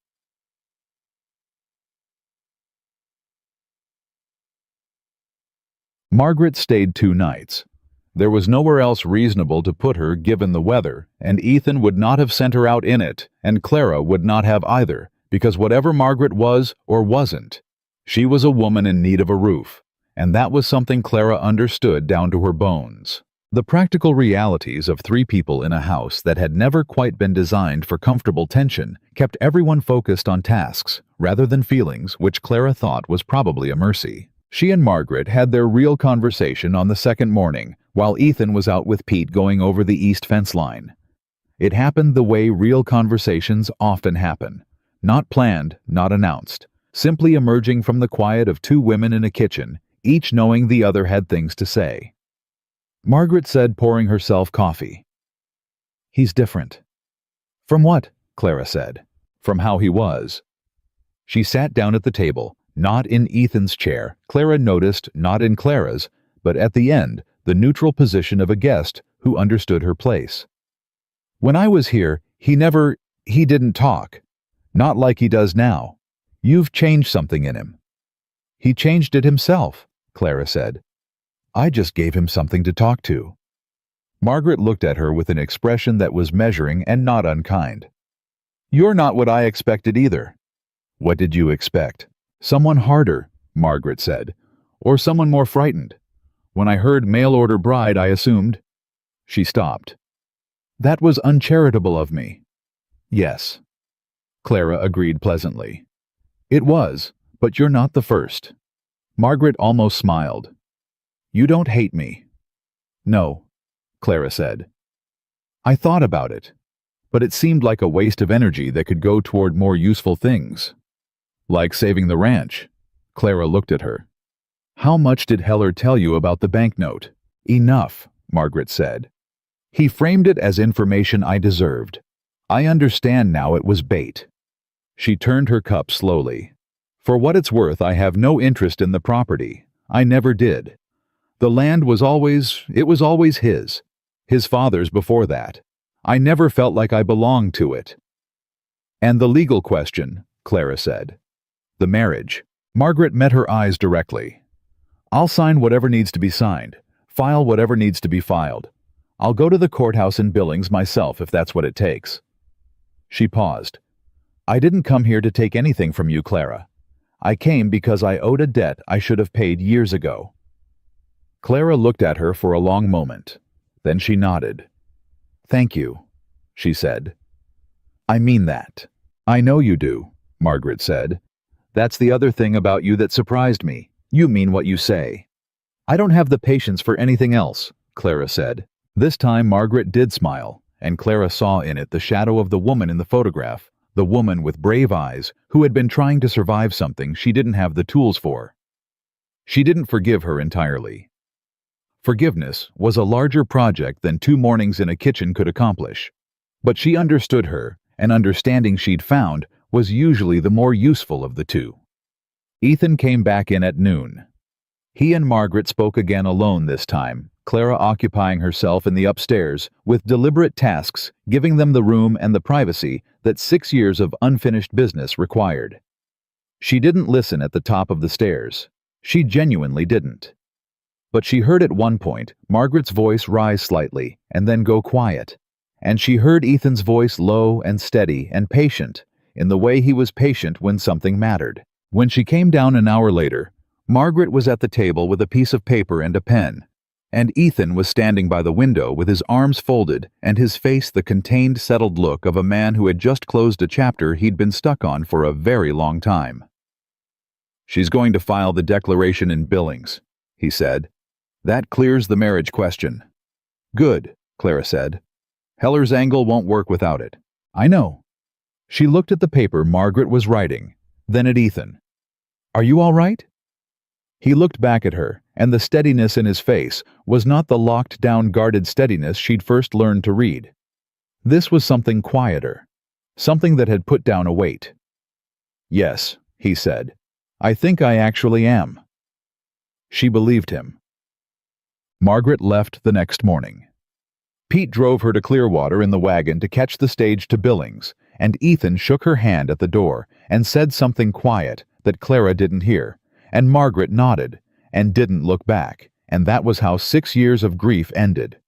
Not with drama, not with tears, but with a handshake and a wagon, and a woman's straight back as she went down the road.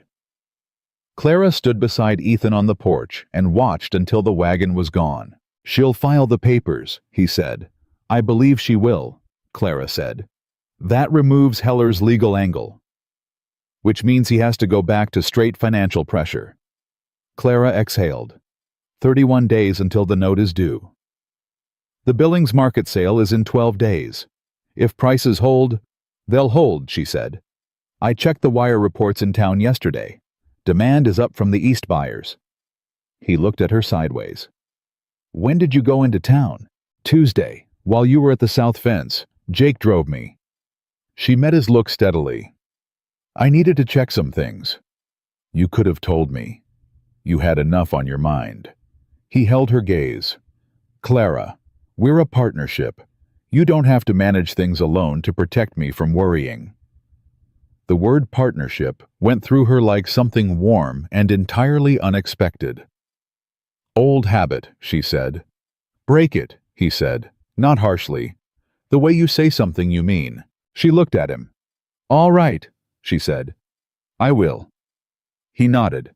They stood together on the porch in the cold shoulders, not quite touching, and the morning stretched out ahead of them, full of work and difficulty, and 31 days of a fight they might or might not win. She had never in her life felt less alone.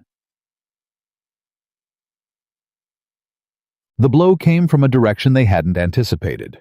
It was Pete who found it 3 days after Margaret left a notice nailed to the fence post at the eastern property line, the kind of legal notice that had to be read twice before the full significance of it landed. He brought it to Ethan without a word. Ethan read it, handed it to Clara, and stood very still while she read it, while it was a claim of water rights. Tom Heller's name was at the bottom. His lawyer's name was above it, along with a county court filing date 6 days away. The South Creek, the one that ran along the property line and fed Elk Ridge Ranch's primary winter water supply. Heller was claiming it had been diverted onto his land 3 years ago, and that Ethan owed him damages, and that the original water rights had never been properly filed in Ethan's name. Clara read it 3 times. Her mind was already moving. "Is it true?" she said. "About the filing." "My father filed the rights in 1861, Ethan said. "The county recorded them. I've seen the document." "Where is it?" A pause. I don't know, he said slowly. Clara looked at him. When did you last see it? I've never needed to pull it.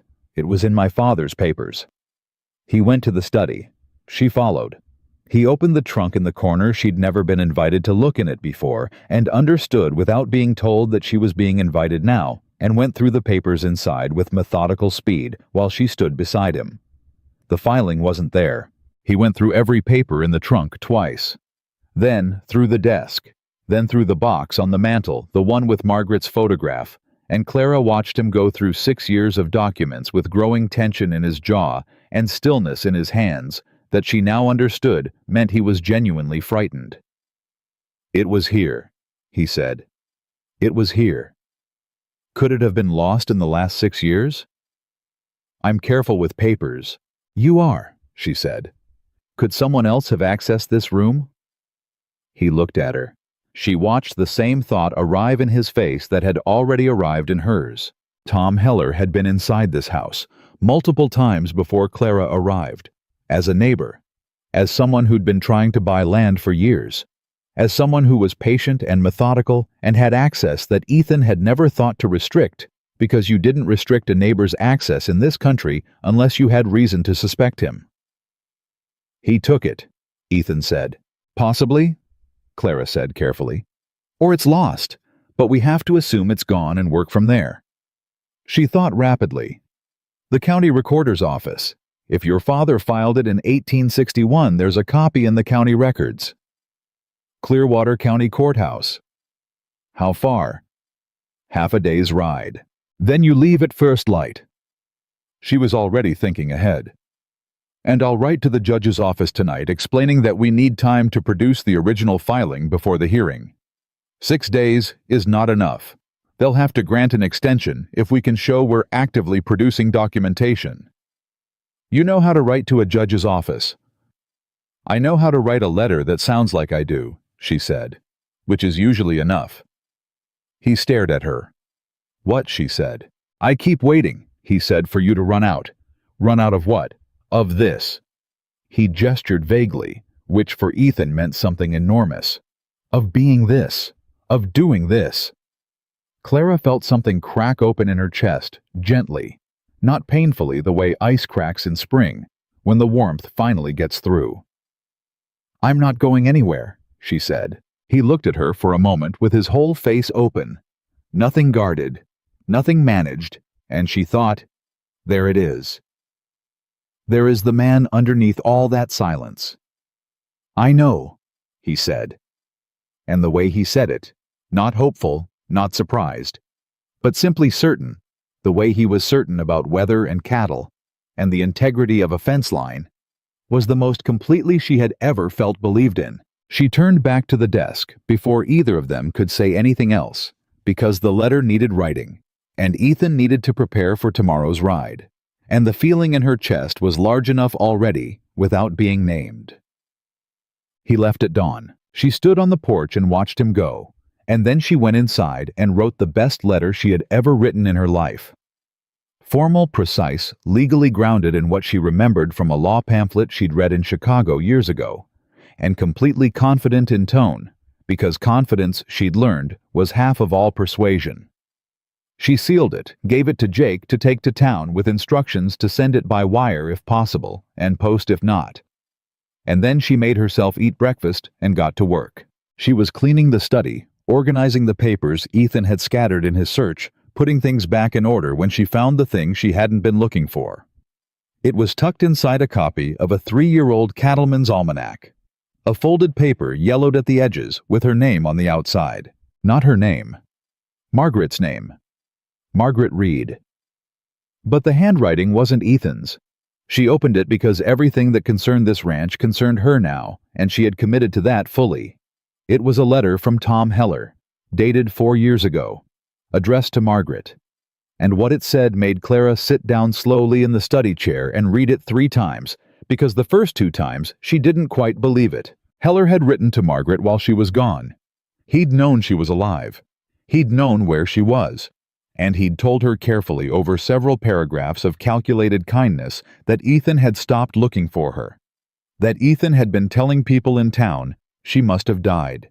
That Ethan had been seen at a dance in Clearwater with another woman only 2 months after her disappearance. Every word of it was designed to keep Margaret away, to keep her from coming back, to keep the marriage in its ambiguous, legally unstable state, because an ambiguous marriage was a vulnerability he could use when he needed it. 4 years ago, Heller had already been building this. Clara sat with the ladder in her hands and felt something move through her that wasn't quite anger and wasn't quite awe. The cold, clarifying recognition of a long game finally visible in its entirety. Heller hadn't just been pressuring the banknote. He'd been engineering the conditions for this moment for years. The missing water rights filing. Margaret kept at a distance with lies. The banknote timed for a vulnerable season. All of it patient, all of it connected, all of it aimed at one thing: Elk Ridge Ranch. She put the letter in her apron pocket. Then she went to the window and stood there for a long time thinking. Ethan would be at the courthouse by now. He would find the water rights filing. She was nearly certain it would be in the county record. It had to be, because Ethan's father had been a careful man, and the filing had been done officially, and the judge's office would grant the extension. But Heller's letter changed everything. This wasn't just a financial pressure campaign. This was fraud. This was the deliberate manipulation of a legal proceeding. This was a man who had used a woman's grief and loneliness as a tool, who had kept a marriage broken on purpose, who had constructed a trap that had been tightening for 4 years around a man who had done nothing but try to run his ranch honestly. Clara folded the letter again carefully. This was not a letter she was going to respond to alone. This was not a problem she was going to solve by herself in a study before Ethan got home. This was something they were going to walk into together. And for the first time since Margaret had appeared in the doorway and the ground had shifted, Clara felt it shift back. Felt herself solid on it. Felt the ranch under her feet, and the work in her hands, and the life she'd built in the last month settle into a shape that she recognized as hers. She made lunch. She kept the fire. She waited for her husband to come home, and when she heard his horse in the yard as the sun dropped toward the mountains, when she heard his boots on the porch steps, the particular weight of them, the sound she'd cataloged alongside all his other small things, she felt something move through her chest, so sure and so steady that she stopped fighting it entirely. She loved him. She had no idea when it had happened. She had no idea what to do with it. She had 31 days left to save this ranch, and a letter in her pocket that was going to change the nature of the fight, and a man who was about to walk through the door. She loved him. She was terrified. She was not going to run. She went to the door and opened it before he reached the porch, and he stopped on the top step and looked at her face and said immediately, "What happened?" "I found something," she said. "Come inside. I have to show you something." He came inside. She closed the door behind him. She took the letter from her pocket and held it out, and as he began to read, she watched his face and held herself steady, because what came next was going to require everything they both had. And she was ready. Ethan read the letter twice. Clara watched him do it and did not speak, because she had learned by now that Ethan Reed processed things the way a river processed a large obstacle, not by crashing against it immediately, but by going quiet and finding the way around. And the quiet was where all the real work happened. He finished the second reading. He set the letter on the table with the same flat, deliberate care he used for everything that mattered. Then he stood with both hands on the table and looked at the wall and breathed once steadily. He knew she was alive the whole time, Ethan said. From at least 4 years ago, Clara said. Maybe longer. He kept her away on purpose. Not a question. He told her you'd moved on, that you'd been seen with someone else. He made her believe coming back would only cause damage. Clara paused. He kept the marriage legally ambiguous, so he could use it when the timing was right. Ethan lifted his hands from the table and stood straight. His face was the closed, contained face, but underneath it she could see something burning, not wild, not out of control, but hot and focused, the way a forge is hot and focused, the kind of heat that shapes things rather than destroying them.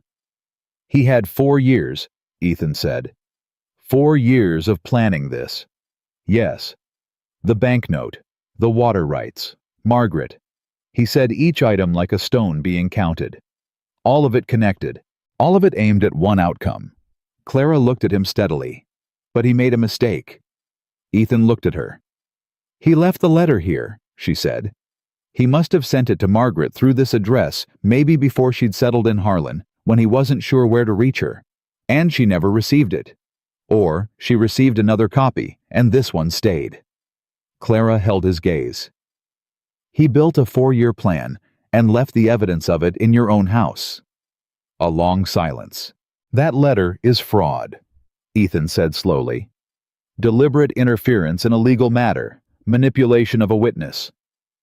It's more than grounds to challenge everything he's filed, Clara said. The water rights claim, the bank pressure, if he influenced the board members knowing he had information that changed the legal picture that's actionable. Ethan stared at her. How do you know that? I read a great deal, Clara said. And I had a very long train ride from Chicago, with nothing to do but think about how people with money take things from people without it, and what the limits of that actually are. Something moved through his face, not the almost smile, not the quiet gratitude, but something bigger. Something that looked, if she was reading it right, like the specific expression of a man who had just understood something he should have understood weeks ago, and was not sure whether to be grateful or undone by the lateness of his own understanding. Clara, he said. We need a lawyer, she said, because she could hear the thing building in his voice, and she needed them both focused. Not the county clerk. A real lawyer, someone who handles property fraud. And we need Margaret. Her testimony about what Heller told her is the other half of this. Margaret's in Billings. Then we wire her tonight. Clara was already moving toward the desk. She came here because she wanted to do right by what she'd done wrong. This gives her the chance. She might not want to get involved in a legal fight. She might not, Clara agreed, pulling out paper. But I think she will. I think she's been waiting 6 years to do something that actually balances the account. She looked up at him. And I think you know that too. Ethan looked at her across the room, across the desk, and the lamp and the letter that had cracked everything open, and he nodded. Once. The way he nodded when something was decided. Write the wire, he said. I'll get Pete. Pete's reaction to the letter was 2 seconds of silence, and then a single word that Clara had the tact to pretend she hadn't heard. Jake's reaction was louder and required Ethan to put a hand on his shoulder before the younger man's outrage could carry him out the door in a direction that wouldn't help anyone. We do this right, Ethan said in the voice that was quiet and complete, and left no room for argument. We do this through the law, and we do it with evidence, and we do it so that when it's done, it stays done. Understood? Jake understood. They wired Margaret that night. Pete rode to town with the message himself, refusing to let Jake do it on the grounds that Jake would talk to someone along the way. The wire was concise. Clara wrote it and said only that new evidence had emerged relating to Heller's conduct, that her testimony would be material, and that they were asking for her help. It asked her to wire back her answer by morning. She answered at 6:30 the next day. One word, coming. They had 24 days until the banknote was due, and 6 days until the water rights hearing, and every one of those days had the compressed forward-leaning quality of time that knows itself to be limited. Ethan had found the water rights filing at the county courthouse exactly where it should have been recorded in October 1861. His father's name and his own listed as rights holders, the South Creek documented in clear legal language. The county recorder had made him a certified copy with an official stamp, and Ethan had carried it home in his jacket against his chest, like a man carrying something that had been taken from him and returned. When he laid it on the table in front of Clara, she picked it up and read it carefully, and then set it down and looked at him and said, "He knew this was in the county record." "Then why file the claim?" "Because he expected you to panic," she said. "He expected the combination of the banknote and Margaret and the hearing to be enough pressure that you'd settle before anyone had time to look closely at any of it." She tapped the document. "He was counting on you being alone and overwhelmed. He didn't account for—" She stopped. "For you?" Ethan said. She looked up. He was watching her with the full open expression she'd seen only a handful of times, the one that had no guard on it. "For us," she said quietly. "He didn't account for us." The words sat in the room between them, not awkward, not too large, just exactly the right size for what it described. Ethan reached out and picked up the certified copy and put it in the desk drawer and locked it. And then he put the key in his pocket and turned around and said, "I found a lawyer." "When?" "Yesterday in Clearwater. Name's Alderman. He's handled property fraud before. He wants to see the letter." "When can he come?" "He's coming tomorrow." Clara nodded. "Good." She turned back to the notes she'd been making, a timeline of Heller's actions, as much as she could reconstruct, organized by date. The letter, the board members, the banknote timing, the water rights filing. Margaret kept away. She'd been working on it for 2 hours, and it was beginning to look on paper like exactly what it was. Not a series of opportunistic pressures, but a coordinated campaign. "You've been at this since dawn," Ethan said. "I woke up early." Clara. He crossed to the desk and put his hand over her notes, not covering them, just resting there. She looked up. "Stop for 10 minutes. We have 24 days. And you've been running at full speed since before I came in from the barn." He looked at her with the directness she'd come to rely on more than she'd expected to rely on anything. "Sit with me for 10 minutes. The notes will still be there." She looked at him, at his hand on the desk, at the steadiness of him which she'd been drawing on like water from a well, without quite acknowledging that she was thirsty. She set down her pen. They sat at the kitchen table with coffee, and she let 10 minutes pass without thinking about Heller, or lawyers, or banknotes, and what happened in those 10 minutes was very small and very significant. He told her about his father. Not a long story. Just a piece of one: how his father had filed those water rights in 1861, because someone had told him the creek might be disputed someday, and his father had said he'd rather do the work now than fight the fight later. How his father had been right, as it turned out, just 30 years ahead of when the fight arrived. "He sounds like a careful man," Clara said. "He was," Ethan said. "He was also stubborn as winter, and he didn't have a patient bone in his body unless the patience was in service of something he wanted badly enough." He looked at his coffee cup. "I took after him more than I knew." Clara watched the side of his face. "Is that a complaint?" "No," he said. He looked at her. "I used to think it was. Now I think it's the better part of what I am." The 10 minutes became 15. She didn't point this out. Neither did he. Alderman arrived the next morning and spent 4 hours with the letter, the timeline Clara had prepared, the certified water rights copy, and a series of questions delivered in the rapid, precise manner of a man who billed by the hour and intended to earn it. He was 60 compact, with the eyes of someone who had spent 4 decades finding the places where people's stories didn't quite line up. He read Heller's letter to Margaret 3 times, asked Clara 2 sharp questions about where and how she'd found it, and then set it down and said, "This is fraud on a county court proceeding. The water rights claim can be thrown out on this evidence alone." "And the bank pressure," Ethan said. "If we can establish that Heller influenced the board members knowing he possessed information that materially affected the legal standing of the marriage, and therefore the property ownership, we have grounds for a separate action." Alderman looked at them both. "I'll need the woman's testimony, the first wife." "She's on her way," Clara said. Alderman looked at Clara with the measuring expression of someone recalibrating.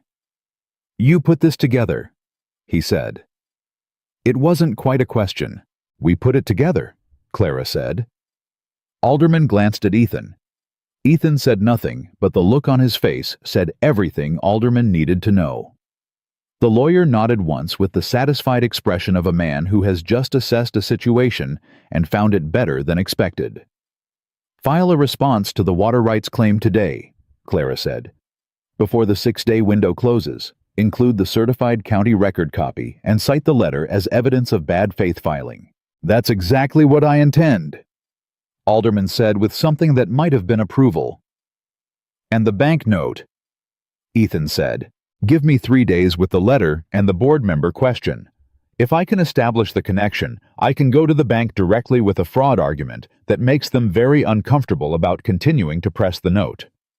Alderman stood and gathered his papers. Men like Heller count on the process being slow and the other side running out of resources. We're going to move faster than he expects. After he left, Pete, who had been sitting quietly in the corner, in the way he had of being both present and unobtrusive, said, "That man charges by the hour," and enjoyed every minute of it. "Good," Clara said. "So did I." Tut. Margaret arrived 2 days later. She came in on the stage from Billings, and Ethan went to meet her alone, which Clara had suggested and meant because there were things that needed to be said between them without an audience, and she trusted him to say them. She stayed at the ranch and made the kind of dinner that took all afternoon because her hands needed something to do while she waited. They came back at dusk. Margaret looked tired and settled at the same time, the way people look when they've completed something that needed completing. She sat across from Clara at the table, and Ethan sat at his end, and they ate, and the conversation was careful at first, and then gradually less so, and by the time the plates were cleared, something had shifted into a configuration that was not comfortable exactly, but was honest, which Clara had long since decided was better. "You wrote a good wire," Margaret said to Clara. "You wrote a better answer," Clara said. Margaret smiled, the same shadow of the woman from the photograph, but easier now, less performed. "He told me you found the letter," she said. "She didn't specify Heller's letter. She didn't need to. I want you to know I never received it. If I had—" She stopped. "I like to think I would have come back sooner. But I was not as brave then as I'd like to believe I'd have been." "You're here now," Clara said. "I'm here now," Margaret agreed. She gave her testimony to Alderman the next morning. Clara sat in the corner of the study and listened, and what Margaret described the carefully worded letters Heller had sent, the false information, the deliberate management of her distance from the ranch, was even more complete than the single letter had suggested. He had written to her 3 times over 2 years. She had kept the letters. She had brought them. Alderman read them in silence. Then he said, in the tone of a man containing professional satisfaction, "Mr. Heller has made a significant number of errors for someone who has been planning this carefully." "Arrogance," Clara said. Both Alderman and Margaret looked at her. "He assumed Ethan was alone," she said. "He assumed alone meant weak. He built his plan around a version of this ranch that stopped being accurate the day I arrived." She said it without pride, just as observation. "He forgot to update his information." Alderman looked at her for a moment. Then he picked up Heller's letters and put them in his case and said, "I'll be at the courthouse by noon." The water rights hearing happened on a gray Tuesday morning, and Clara went with Ethan because she had fought for every inch of ground that had led to this room, and she intended to be in it. Heller was already there when they arrived with his own lawyer, younger than Alderman, better dressed with the slightly overconfident air of a man who hadn't expected serious opposition. Heller himself looked at Clara when she came in with a flat assessing look, and she met it without flinching, and he looked away first. That, she thought, was already something. Alderman presented the certified water rights filing. He presented the letter. He presented Margaret's signed statement. He presented the documented timeline of Heller's actions, which in legal language told a story that was clear and damning, and organized with the kind of precision that left very little room for alternative interpretation. Heller's lawyer attempted a counter-argument. The judge listened with the patience of a man who had seen many arguments in this room, and could tell within the first 30 seconds how much of his full attention they deserved. He gave this one about 45 seconds before he began writing. The water rights claim was dismissed.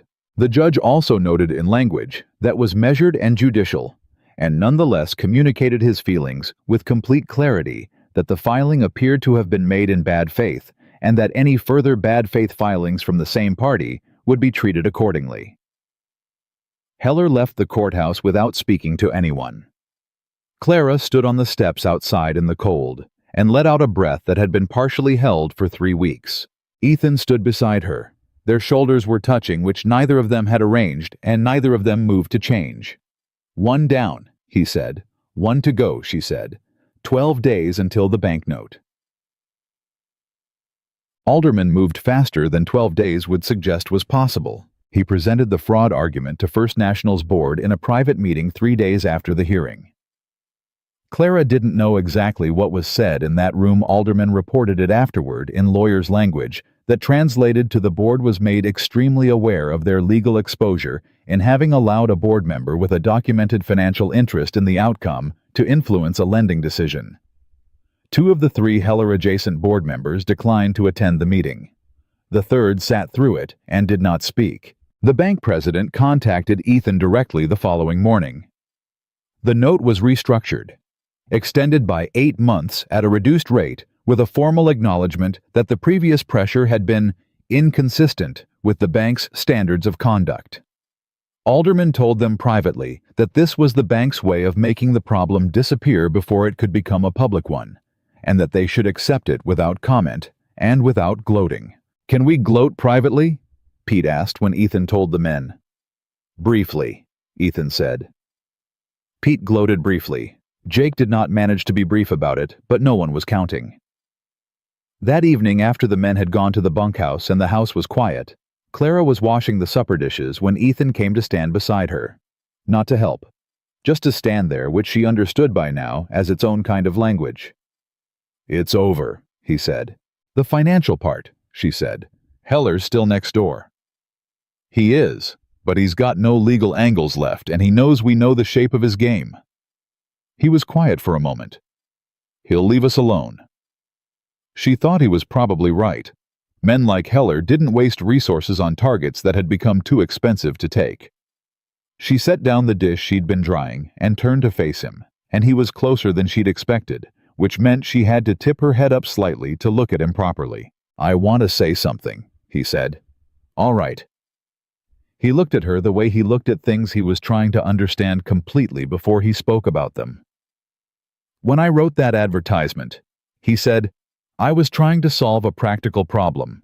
I needed someone to help run this house, and I was too worn down to think of a better way to find her." He paused.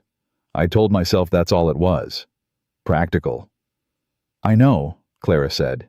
"I want you to know that I've known for a while now that it isn't." His voice was careful and certain at once. "What this is, what you are to me." He reached out and took her hand the way he'd taken it the day the ring wouldn't fit, with intention, not impulse. "You are not a solution to a practical problem. You are—" He stopped, looked for the words with the concentration of a man who does not use them carelessly.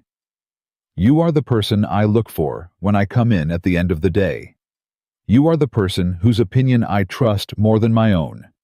You are the reason I stopped just surviving this place and started—" His jaw tightened slightly, finishing the sentence costing him something. "Caring about it again. About all of it." Clara's throat tightened. "Ethan," she said. "I'm not finished," he said, not unkindly. She waited. "I love you," he said, plain and direct and absolute, the way he said everything that mattered. "I don't know when it happened, somewhere between the ring and the storm and the ledger and all the rest of it. But it happened, and it's not going away, and I thought you should know."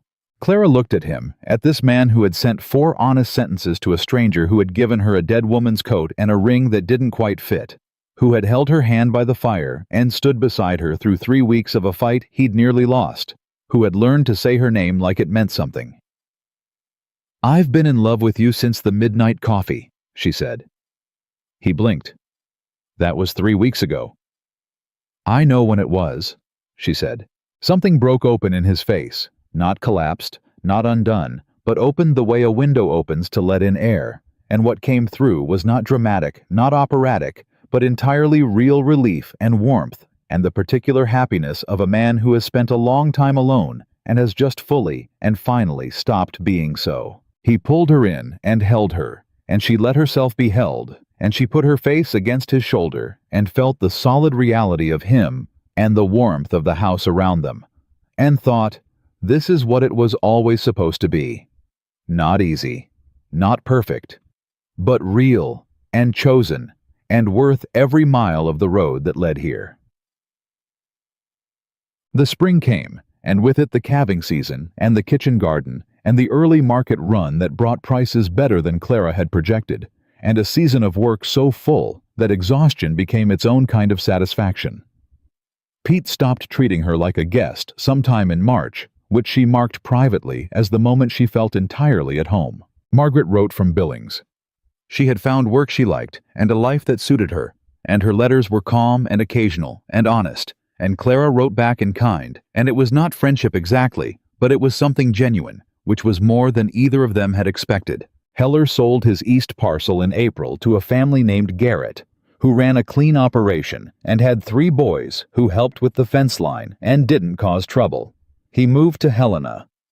No one at Elk Ridge Ranch said anything about it, but Pete smiled for approximately 4 days. In late April, Clara told Ethan she was pregnant. She'd chosen the morning deliberately, not the evening when the day's tiredness could complicate things, but the morning when he was fresh and the light was clear. She'd set his coffee down and sat across from him and said, "I need to tell you something." He looked up, read her face, and before she could say the words, she saw it move across his, the understanding, and behind it, something so large and so unguarded that she felt her own composure go soft at the edges. "Clara," he said. "We're going to have a baby," she said. He didn't speak for a moment.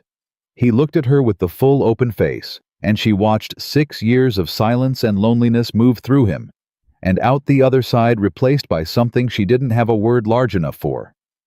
He reached across the table and took her hand in both of his. "Are you all right?" he said first, because that was who he was. "I'm wonderful," she said, and meant it completely. He held her hand and looked at it, at the ring that had been resized now and fit perfectly, and she watched him absorb the fact of it. Not just the pregnancy, but the whole of it, the life they'd built in the space of a season, the thing that had started with 4 sentences and an advertisement, and a woman with $11 and nowhere to go. "I don't know how to do this," he said, being a father. "I don't know how to do it either," she said. "We'll figure it out." He looked up. "You always say that." "It's always been true," she said. He brought her hand up and pressed it briefly against his face, not a kiss. Something quieter than a kiss. Just the warmth of contact, the confirmation of something real, and she felt it all the way to the center of her chest, where all his small things lived, the enormous collection of them. The catalog of a man revealing himself, one honest gesture at a time. The baby came in November. A boy born on the kind of morning that was cold and clear and absolutely still. The way Montana mornings could be when the weather decided to be kind. Ethan held his son for the first time, with the expression of a man who has just been handed something that has permanently restructured his understanding of what matters. He stood with the child against his chest and looked at him for a long time without speaking, and Clara watched from the bed, where she was exhausted and entirely awake, and thought, there he is. There is the man she had loved since 3 weeks in the kitchen at midnight over coffee. Neither of them had needed. When he finally looked up at her, his eyes were wet. "Ethan Reed," Clara said quietly. "Are you crying?" "No," he said, and his voice broke completely on the word. She laughed, which she hadn't expected to have the energy for, and he looked at her, and something in his face shifted from overwhelmed to grateful, in the way that only happens between people who have chosen each other fully and know it. Years went by the way good years do, full and fast, and punctuated by the moments that earn their place in memory. The ranch grew. The children grew, 3 of them, eventually filling the rooms that had once been empty, and the table that had once seated 2 silent people who didn't know yet what they were to each other. Pete stayed until he was 72, and then retired to a small house in Clearwater, and came back for every calving season because he said he didn't know what else to do with himself in spring. The South Creek ran clean every year. The east parcel stayed theirs, and Ethan Reed, who had once been known in Clearwater County as a difficult solitary man who kept to himself and didn't invite company, became known in the years that followed as something else entirely. A man who laughed at his own kitchen table, who walked his land with his wife beside him, who held his children with the careful, deliberate tenderness of someone who understood that the things worth keeping required your full attention. Clara Hart, who had arrived at Elk Ridge Ranch with $11 and a borrowed coat, and nothing but the particular courage of a woman who had run out of other options, became the thing she had never thought to want, because she had never had it long enough to know it was possible the center of a family. The person everyone in the house turned toward, the one who kept the accounts and the kitchen and the peace and, when necessary, the fight. She had come for survival. She had stayed for love. She had built something out of the broken materials of two people's lives that was stronger than either of them had been alone. Love does not arrive in perfect circumstances. It does not wait for the right moment or the clean slate or the absence of old grief and complicated history. It grows in the broken places, in the gap between four honest sentences and a stranger's door, between a ring that doesn't fit and a hand that holds it anyway, between two people who look at each other across the damage life has done and choose without guarantee and without certainty to stay. That is the only kind of love that lasts. And it is enough. It has always been enough.